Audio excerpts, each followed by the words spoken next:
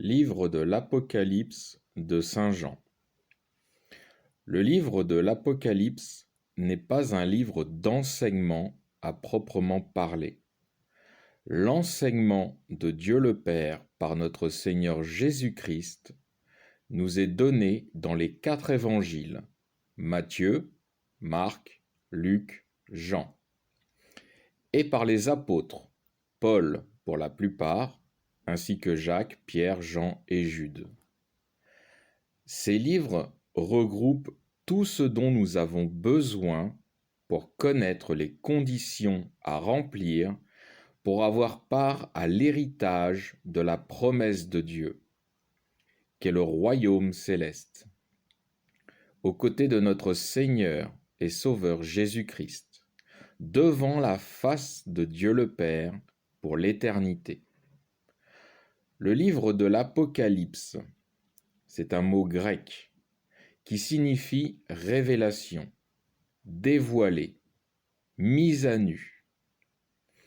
C'est un livre prophétique par lequel Dieu révèle aux humains qui accorderont une attention les événements qui arriveront dans les derniers jours, sachant que pour Dieu, un jour est comme 1000 ans.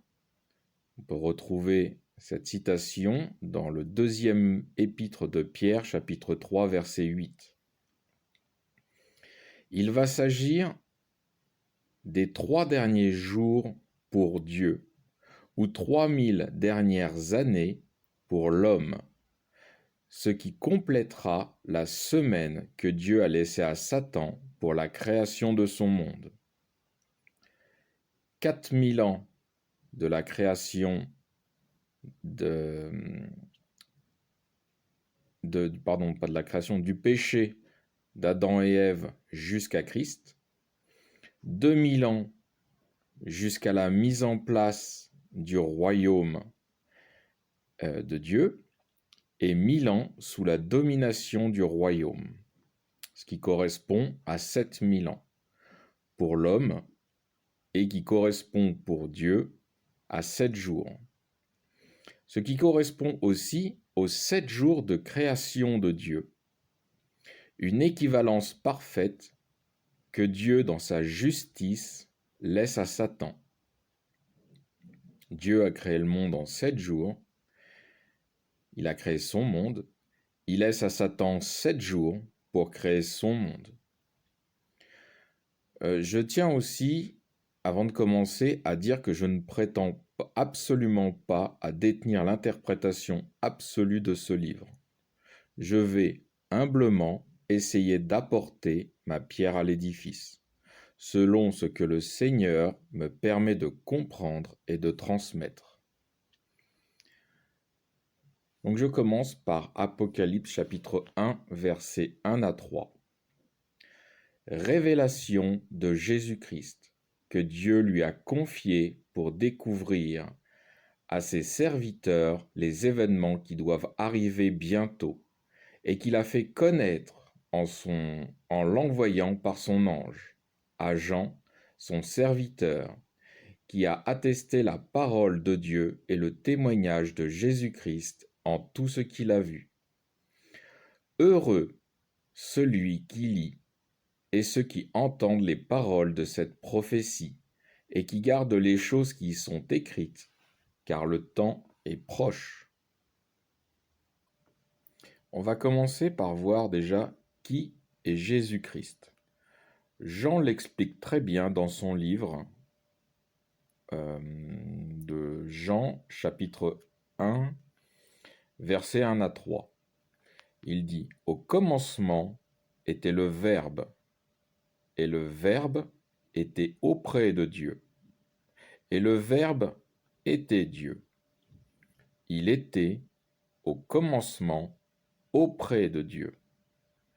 Tout par lui a été fait, et sans lui, rien n'a été fait de ce qui a été fait.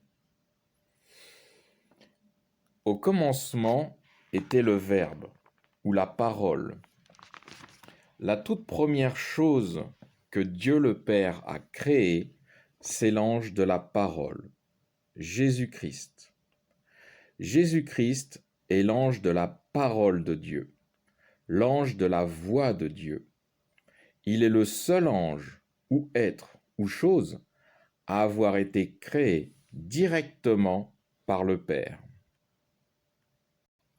J'en poursuis en disant que cet ange était auprès de Dieu. C'est l'ange de la parole du Père. Il ne peut être qu'à proximité du Père. Et cet ange de la parole de Dieu était Dieu, ou, comme on pourrait le dire, était comme Dieu, du même aspect que Dieu, un céleste, un esprit, une divinité. Jean poursuit, pardon, tout par lui a été fait, et sans lui, rien n'a été fait. Tout par lui vient à l'existence, ou tout par lui a été créé. Et Dieu le Père, pardon, n'a rien créé sans lui.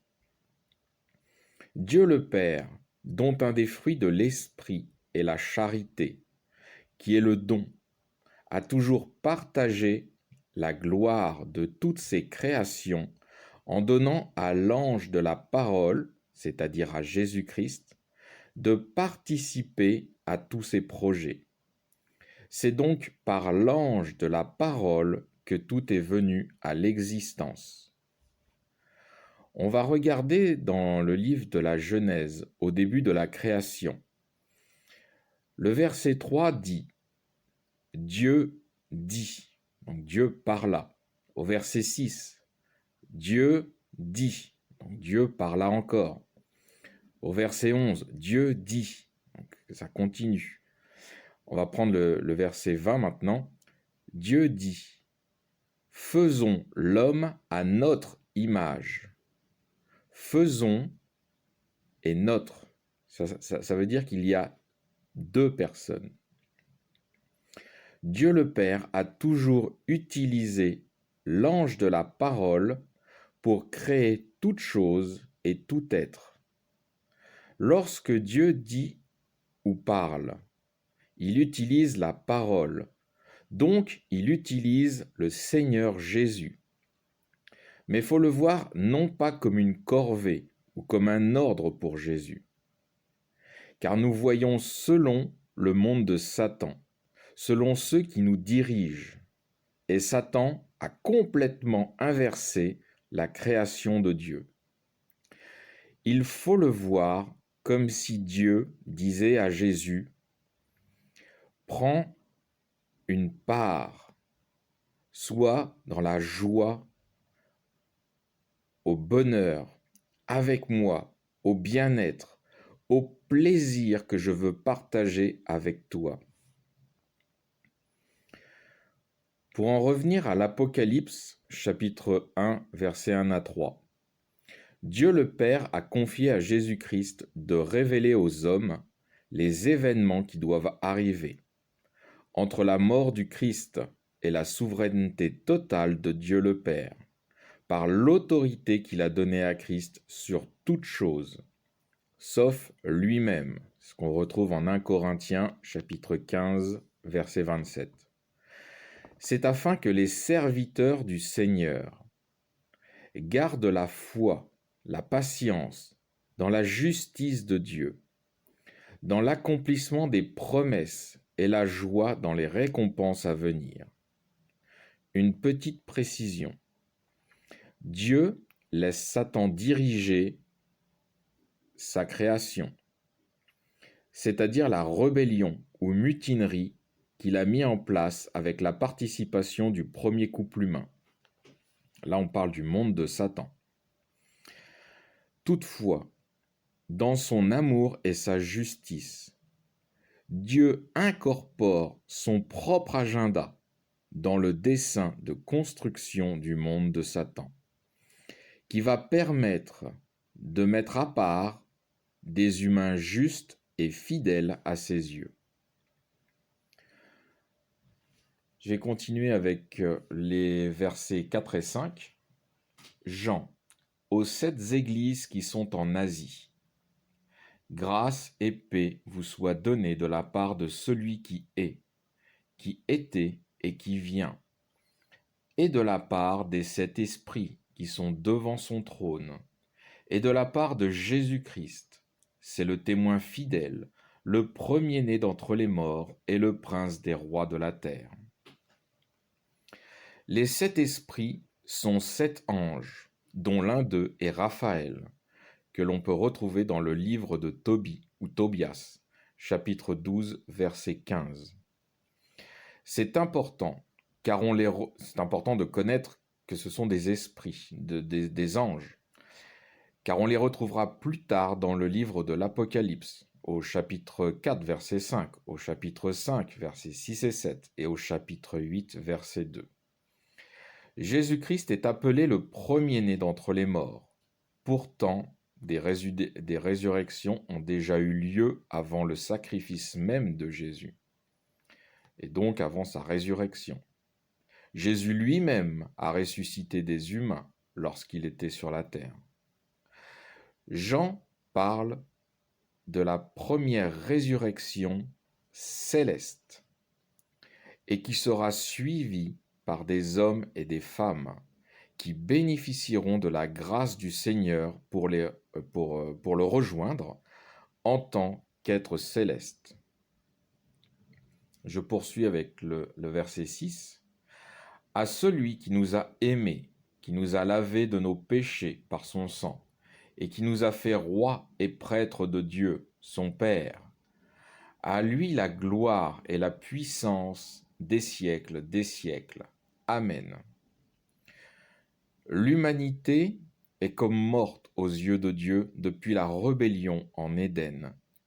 C'est pour Dieu comme si l'être humain avait disparu de la terre. Sauf que dans son amour, il ne peut pas livrer l'humanité entière à Satan. Car tous les humains ne partagent pas la rébellion faite en Éden. Et Dieu a mis en place pour les hommes qui regrettent l'affront fait à Dieu en Éden, un moyen, par le sacrifice de Christ, d'annuler les effets du péché, c'est-à-dire la mort, par la réconciliation avec Dieu. Et comme Dieu est rempli de bonté, mais également de justice, il récompense par une vie céleste auprès de lui, avec le Christ, ceux qui auront enduré les mauvais traitements du monde pendant le règne de Satan sur l'humanité. Fin du verset 1 à 6.